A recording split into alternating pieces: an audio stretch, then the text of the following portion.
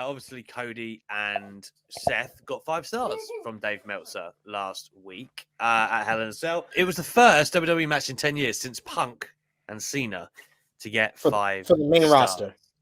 For the main roster. I mean, NXT takeovers, of course, but in the main roster. I don't like the way you sound like you've got a defensive tone, SB3, which is rubbing me up the wrong way already. Well, listen, there has been 5-star matches on the WWE main roster in that 10 years. They have. To each his own. What? To each his own. You honestly don't think the WWE main roster? You don't think Bianca and Sasha's a 5-star match? No. Fuck not at Hell in a Cell. Not in Hell in a Cell. I gave it 4.5. 4.25. What a WrestleMania match, Bianca and Sasha. I'll be honest. I am a supporter of star ratings, but I feel like my star rating is superior to Dave Meltzer because I only have one match I've ever rated above 5 stars. It's a 5-star system. Keep it within the 5 stars. I bet it was Okada and Omega, wasn't it? I bet it was. 4. Okada and Omega 4. The only match I've ever rated above 5 stars ever. I want you off this show now. You are a walking Meltzertron. What is this? I'm confused. I can't believe you don't. You guys think are broken up at Mania. I can't believe you don't think that is a 5-star match. That is a Bianca Sasha. How could that have been better at Mania? How could that have been? No, that is ludicrous. That is it's basically a showcase Tokyo from Bianca. Dome. That's not that. That was not Sasha. Sasha was incredible in that. She was incredible for making Bianca look great, but she didn't have a lot of offense. Her offense is flawless. What is your system? I need to know what your system is right now. She did. Well, hang on. So Sasha Banks didn't hit a fucking 450. I'll call it off. That's the star. No, I'm not saying that she did hit. Bianca hit a 450. It had one 450, so it had plenty of moves from Bianca, but not from Sasha. Sasha was just selling for 90% of the match, and she did a great job doing it. She did a great job of doing it, but I didn't see Sasha at her full potential. I will say Sasha versus Bayley from Takeover Brooklyn. That's 5 stars. Yeah, obviously. Well, I would say their Hell in a Cell match was close to 5 stars as well. Close. Well, I'd have it 5 stars. I'd have it 5 stars. Close is the operative word. I give it 4. I would have it 5 stars. 5.5. 4.5.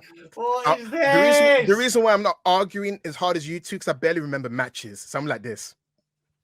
But I remember Bianca and Sasha. That was a great match. I feel like it's poetry in motion. It's like a great film. After the match finished, I was in euphoric high. Yes, that match for me made me respect Sasha even more because she did a great job. To me, and again, and this is the operative thing, by the way, which makes SB3 is not wrong. No one is, because again, wrestling is completely subjective, and that's the point I was trying to make on Twitter the other day. Dave is more than welcome to his system, and of course there is some credence there for how long he's been doing it, the breadth that he spans, right? I respect the fact, just on that level, whether he's right or wrong in some reports, doesn't matter. I respect that he's covered wrestling for so long and how he's done it, right? Fantastic. That doesn't mean that it's, to me, right? It doesn't mean I have to agree with he is the bar. That's not how that works, right? He's not. To me, looking at some of his ratings, I can see that it's influenced by some of his tastes, which is natural. I understand, right? It's very natural. Things that I like aren't going to be the same as what other people like. Again, totally understand. To me, my criteria, it's more about what the goal of the match is, which is to elicit emotion, investment, right? Of course, you want the action to be crisp and creative and all of this great stuff, and that should create the cocktail that makes a 5-star match. I personally would have Hogan and Rock as a 5-star match, right? Again, we're going way back to 2002 here, so this is not actually in the same argument, but my point remains. That's there have been better clinics on Raw than that, if we're talking just pure work, right? Work. Yeah. But the magic attached to that match and the story that was told, the way they manipulated the crowd and created a legendary, unforgettable moment, that is the entire goal, in my opinion, right? So again, when I look at Sasha and Bianca, that is a match that will stand the test of time. That is a match that people will remember for decades, in my opinion, not only because of what it meant with the 2 African-American women and the main event and all of the things that come with it, but to me, they fucking delivered. Right, it was befitting of a main event. The action was of a main event, and Bianca arrived exactly how she needed to, and a lot of that was because of Sasha Banks, and that's why for me it's a 5-star. I also think Cody and again away from the conversation, I think Cody and Dustin from Double or Nothing is a 5-star match for the same similar reasons. The emotion and the story that was told, to me, that gets 5-star. And again, I'm going to go on a step further. WrestleMania this year, I said this on Twitter the other day, Becky and Bianca also a 5-star match, because again, they delivered on all possible fronts you could hope for in that match on the biggest stage, which should also count for a star rating, by the way, in front of people, whatever. To me, oh no, you can't rate anything. It automatically gets 2 stars in the Tokyo Dome. Oh, as but that's not a big stage. No, whoa, it is. My star rating, I'm a stickler. I'm like Dave from 1997 to 2011 when he barely gave anything. When I give Shawn Michaels versus Kurt Angle, which he gave 4 3/4 stars, I give that 5 stars. That's how I am. I used to look up all of Dave's star ratings and get upset with myself. But then I just figured out after a while, I was like, why do I have to follow what he likes? I'm going to go by my own star rating. And I agree with what Alex saying. No one is wrong. But to me, a lot of the matches you just named are not 5 stars. Becky and Bianca, I have it rated at 4.5.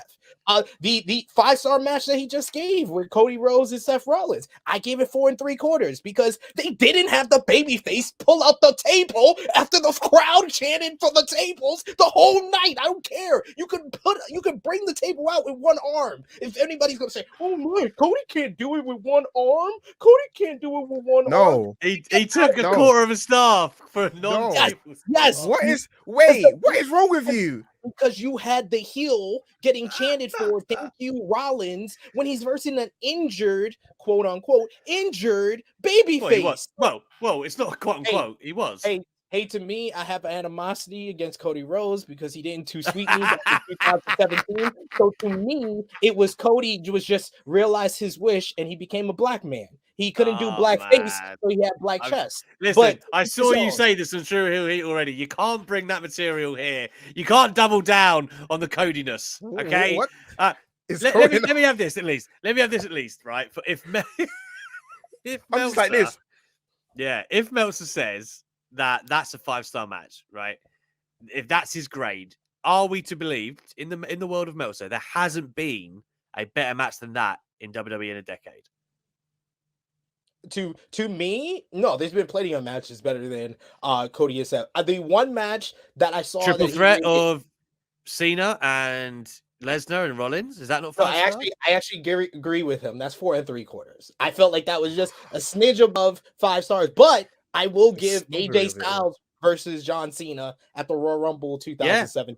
That's 5 stars. That is, but I do think the triple threat is. I would put that in one of the greatest triple threats I've seen personally in WWE for sure. But this is my whole thing. When Dave gives anything above 4 stars, that's good. That's good. Like people act like, oh, you didn't give it 5 stars, 4 1/4. That's because he gives 5 stars willy-nilly for AEW stuff. And Arena, 5 star. That's a 4-star match as well. No, did he give 5? He gave 5 star for who did he give 5? Was it Penta and Omega, or was it Phoenix and Omega on like a random Dynamite? He gave that 5 stars as well. I mean, it was great, but Jesus, it was just a good match. I don't know if it was 5. And again, you know why I'm saying that, because you know what my criteria is. There has to be like a story and a goal that's kind of accomplished, and you know whatever. Like there's like a triumph. It was just a great match to me. Not taking anything away from it. And you're right. Anything above 4 is excellent still. But It's like, but again, goes back to Sat's point.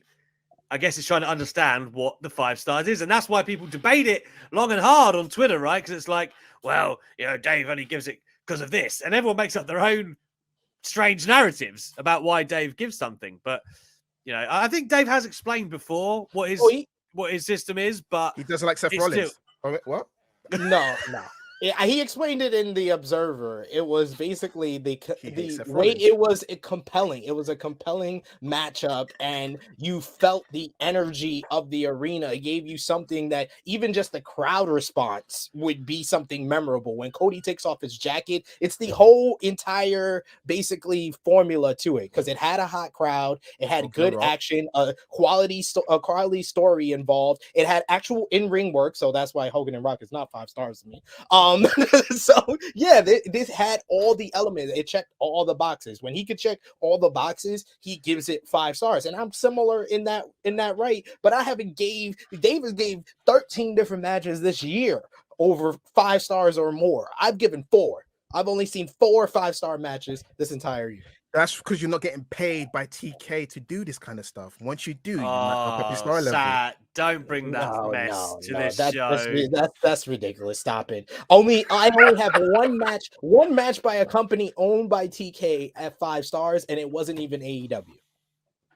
ROH, baby. But yeah, TK, FTR pay versus me. Briscoes. I'll be your shield, FTR TK. I'm versus Briscoes. jealous. That's 5 stars. Pay Are me. you saying FTR and the Briscoes? That's your 5-star, you say? That's a great match. Whew. It is a great match. Whew. I would have that close, if not 5. I'd need to watch it again. That But for me I was don't a know. 5. It was relentless. That match was relentless. That Mm. was just mwah. That was beautiful, man. Storytelling, the art of storytelling is so underrated. That's why this Cody match is 5-star. And think about this, guys. When Cody Rhodes said, "No offense, I'm the best wrestler in the world," a lot of people laughed, right? But he's had 2 5-star matches from 2 different companies this year. No other person has done that. I think Cody Rhodes, the person we kind of like, Cody, you wrestle like Randy Orton, simple storytelling. You ain't best wrestler in the world. He can elicit emotion. I feel like what he doesn't do in terms of flipping out, he's great in terms of eliciting a reaction. He's a great storyteller. He's old school. And that storytelling, he brought it back into the WWE from what he was doing in AEW, and that's why he's got 5-star. He knew how to manipulate the crowd. He had a wonky bicep, That's a part wonky of it. chest, and then he made it work. I mean, Yeah. That's a massive part of the story. Like when Rollins is driving the shit into his chest, and like the crowd are like, "Oh man," but you can't not watch. Like it's all part of the story, and the babyface overcoming the odds. But whereas they're doing I've landed on my knee, I've jarred my knee, it hurts, right? Which knee? You're changing your knees. Yeah, Rollins did that for like 2 years after the injury, man. It was killing me. Every time he was on a bait, oh man.